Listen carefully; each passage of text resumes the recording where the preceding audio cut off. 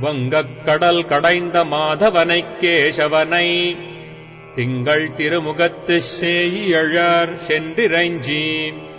அங்கப்பரகொண்ட வாற்றை அணிபுதுவைப் பைங்கமலத் தண்டெறியல் பட்டர்பிரான் கோதை சொன்ன சங்கத் தமிழ் மாலை 30 தப்பாமே இங்கிப் பரிசுரைப்பார் ஈரிரண்டு மால்வரைத்தோள் செங்கண் திருமுகத்துச் செல்வத் திருமாலால் எங்கும் திருவருள் பெற்றின்புருவரெம்பாவாய்.